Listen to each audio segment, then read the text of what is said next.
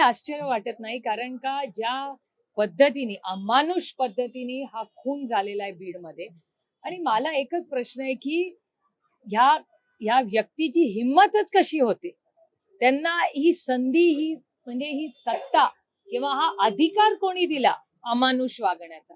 त्यामुळे अर्थातच या सगळ्या प्रक्रियेमध्ये कोणीतरी मोठं त्यांच्या मागे असल्याशिवाय एवढा अंधाधुंद कारभार चालेल कसा एखाद्या जिल्ह्यामध्ये. आणि हे दुर्दैव आहे की ह्या कुटुंबाला एवढी मोठी किंमत मोजावी लागली आणि इतके 70-75 दिवस झाले असले तरी अजून एक कृष्ण आंधळे फरारच आहे. मग तो फरार आहे तरी कुठे, सापडत कसा नाही? आणि मग राज्यात नसेल तर परराज्यात आहे का? मग होम मिनिस्ट्रीला कॉन्टॅक्ट केले का या सरकारने? की दिल्लीला कॉन्टॅक्ट केले का? होम सेक्रेटरीना कॉन्टॅक्ट केले? एक 7वा खुनी असा 70-75 दिवस हा फरार असू कसा शकतो, हा प्रश्न नाही सरकारला वाटत? परंतु ते धनंजय मुंडे यांनी अनेक कार्यक्रमांमध्ये सांगितलेलं होतं की वाल्मिक कराड हे माझे एकदम निकटवर्ती आहे, त्यामुळे आता धनंजय मुंडे हे नैतिकतेच्या आधारावरती त्यांचा राजीनामा झालाच पाहिजे असं वाटत नाही का? हे बघा, सुरेश धसांचं स्टेटमेंट आहे आणि माझं हे बाईट दाखवणार असेल तर पुरं दाखवा.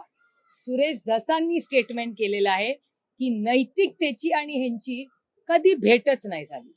आणि जसे दिवस जात आहेत तसं मला वाटतं सुरेश धस म्हणले त्याचा शिक्कामोर्तब होतोय की ह्यांची आणि नैतिकतेची भेटच नाही कधी झाली. त्यामुळे यांच्याकडून आपण काय अपेक्षा करणार? आणि कुठली केस राहिली आहे बीडमध्ये? खून झालाय, एक्स्टॉर्शन झालंय, त्याच्यानंतर करप्शन, शेतकऱ्यांना पीक विम्यात फसवणूक, हार्वेस्टर मध्ये फसवणूक, एवढा मोठा खंडणीचा गुन्हा, डोमेस्टिक व्हायलन्स, अजून कुठला गुन्हा करायचा राहिलाय? अवादा कंपनीच्या संदर्भात मी एक पत्रकार परिषद घेतली होती आणि आता हे स्पष्ट झालेलं आहे अवादा कंपनीच्या वादातूनच ही हत्या करण्यात आली. मी तुम्हाला पहिल्या दिवसापासून मी बोलताना कधीही खोटे नाटे आरोप कुणावर आणि व्यक्तीवर तर करतच नाही, हे माझं राजकारणच नाही.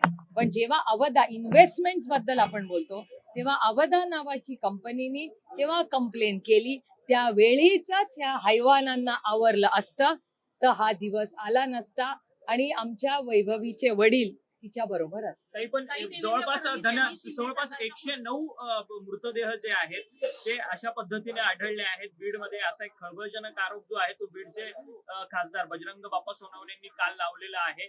महादेव मुंडेंचं पण प्रकरण ताजंच आहे, त्यांच्या घरी तुम्ही जाऊन भेट दिलेली होती. नाही, महादेव मुंडेंच्या कुटुंबाला आणि देशमुख कुटुंबाला आणि परभणीमध्ये सोनवणे कुटुंबाला मी स्वतः तिन्ही कुटुंबाला भेटलेले आहे. माझं आजही त्या तिन्ही कुटुंबांची रेग्युलरली बोलणं होतं, कारण त्या कुटुंबाला न्याय मिळणं ही आपली सगळ्यांची नैतिक जबाबदारी. आणि त्यांनी नैतिकता सोडली असेल तर महाराष्ट्राच्या मीडियानी आणि देशाच्या मीडियानी नैतिकता सोडलेली नाही.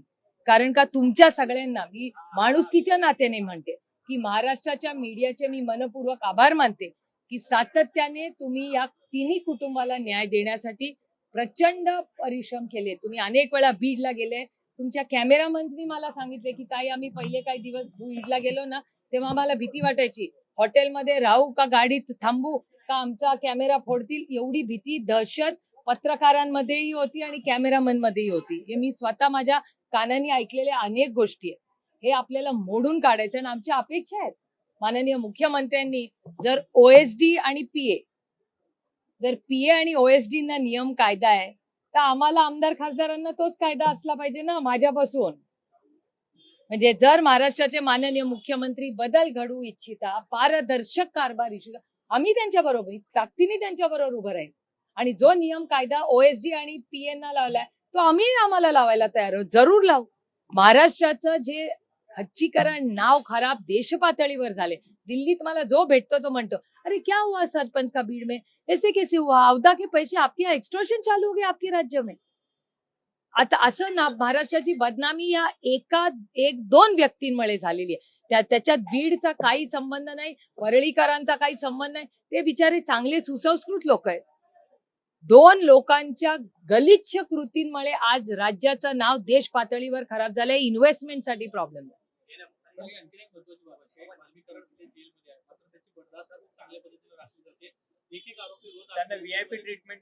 मला काही याचं आश्चर्य वाटत नाही, कारण पहिल्या दिवसापासून सातत्याने देशमुख कुटुंब आणि अनेक नेते, बजरंग अप्पा याच्याबद्दल बोललेले आहेत, संदीप क्षीरसागर बोललेले आहेत, जितेंद्र आव्हाड बोललेले आहेत, अहो शिवसेना मधले पण लोक बोललेत, काँग्रेसचे लोक बोललेत, भारतीय जनता पक्षाचे पण बोललेत, सुरेश दासांचं पण स्टेटमेंट आहे.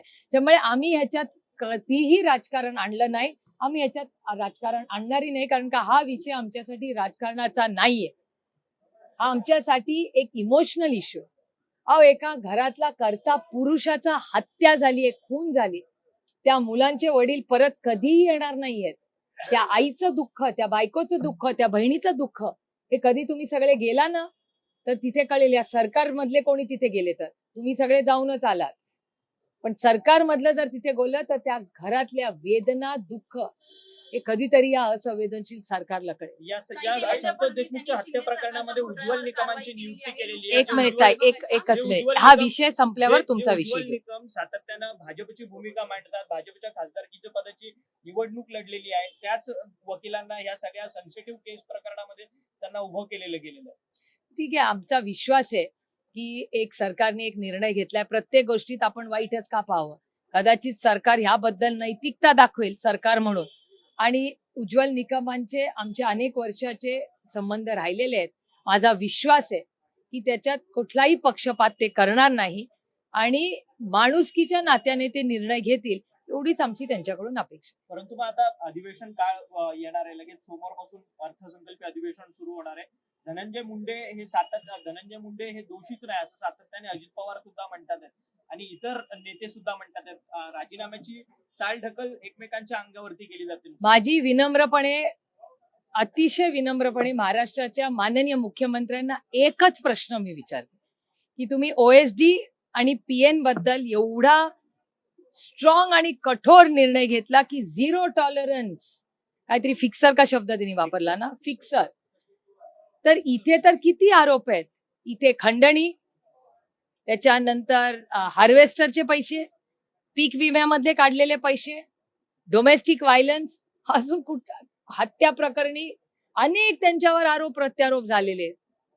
त्याच्यामुळे अजून कुठला गुन्हा करायचा राहिला, हा पहिला मुद्दा. आणि तुम्ही अधिवेशनाचा उल्लेख केला, 10 तारखेला पार्लमेंट सेशन सुरू होत आहे. तुम्हाला आठवत असेल की शिवराज सिंग चौहानजी या देशाचे शेती मंत्री आहेत, अतिशय संवेदनशील नेते आहेत.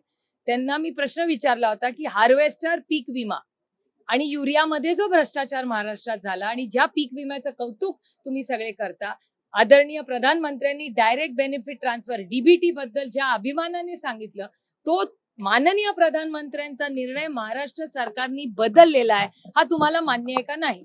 त्याच्यावर on the floor of the house म्हणजे पार्लमेंटमध्ये माननीय शिवराज सिंग चौहानांनी उत्तर दिलंय की मी या पीक विम्याची आणि या सगळ्या भ्रष्टाचाराची इन्क्वायरी लावीन, मी महाराष्ट्राच्या माननीय मुख्यमंत्र्यांची बोलीन, मी धनंजय मुंडेंची बोलीन वगैरे सगळं तुम्ही तुमच्या चॅनलवरही पाहिलं असेल त्यांचं उत्तर.